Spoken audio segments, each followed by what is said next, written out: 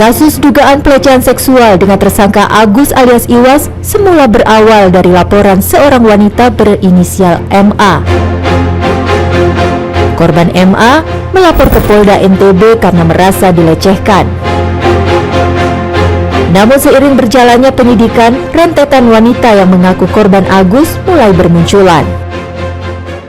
Hampir semua korbannya di tahun 2024. Dari sampai hari ini kan total 17 ya, 17 korban. Dari 17 korban itu hanya satu yang tahun 2022. Sisanya itu tahun 2024.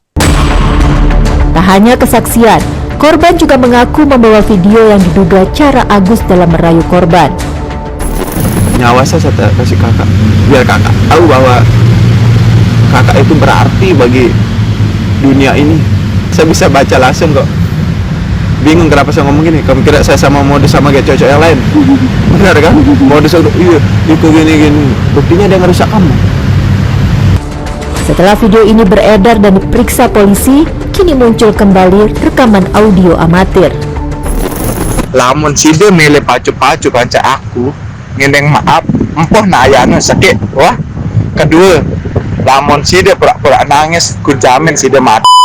Ku jamin ini bisa kamu jadikan bukti dari orang tua kamu kirim ke orang tua kamu bisa. Bukan berarti saya tapi mental kamu tuh saya yang tanggung jawab.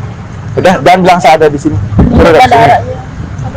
Kamu sekarang rekam suara kamu mau ngomong baik-baik sama saya atau tidak?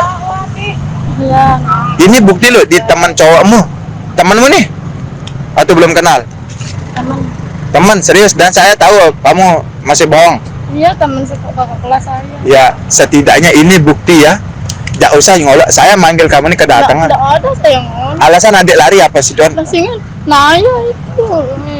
Apa dia bilang Naya? Iya, dah ke situ lari deh, itu lari saya. Jangan kayak anak kecil. Nangis. Kamu kan udah SMP. Jangan kayak gitu. Ini sudah ada bukti ini loh. Ini nanti kirim ke ibu saya. Ini saya mau bawa ke ibu saya rekaman ini. Terus terang. Agar apa? Agar ibu saya tidak salah paham loh. Kamu besar, dia anak kecil. Lalu apa yang sebenarnya terjadi dari isi rekaman itu? Dari rekaman itu, jadi si anak dibuat istilahnya ketakutan begitu, dan kemudian akhirnya di anak ini diminta untuk nganter saudara Agus ke suatu tempat. Anak itu mengikuti apa yang diminta oleh saudara Agus itu. Ternyata dia minta diantar ke rumah, tapi nyatanya anak ini dibawa ke homestay. Ya tadi lebih kepada tidak memaksanya, itu tidak memaksa untuk kekerasan seksual, enggak, tapi dia mengintimidasi korban bahwa korban ini telah melakukan bullying. Ya, kira-kira begitu. Sampai kepada tahap kemudian si korban disuruh rekam, nanti saya akan laporkan ke ibu saya, kira-kira begitu, nanti saya akan laporkan polisi. Nah, sampai akhirnya kemudian korban terintimidasi, dan kemudian kalau gitu ayo anterin saya dulu ke rumah saya. Akhirnya korban mengikuti si saudara Agus ini, memboncengkan juga karena korban bawa motor, dia kemudian ke homestay itu. Kasus dugaan pelecehan seksual dengan tersangka Agus sungguh telah menyita perhatian banyak pihak. Pemerintah melalui Kementerian Sosial juga turut menyoroti kasus ini.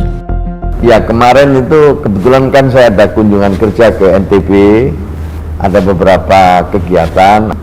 Setelah itu ada kesempatan saya untuk bisa melihat setidak-tidaknya pelayanan kepolisian NTB dalam rangka katakanlah memeriksa penyandang disabilitas. Itu jadi concern saya di situ.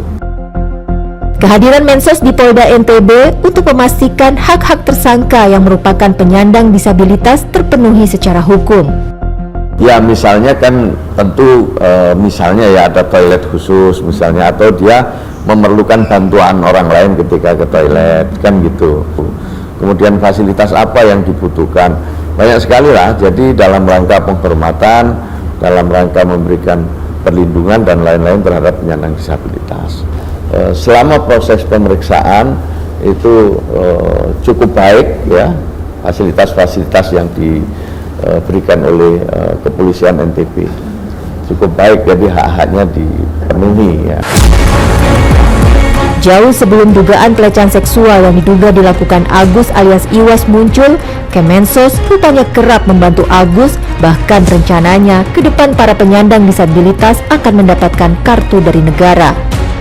Sebenarnya Mas Agus atau Iwas ini ada bantuan dari Kemensos lewat sentra yang kita miliki di sana, dan juga ada semacam bimbingan gitu, ada komunikasi, ada konsultasi gitu sebelumnya.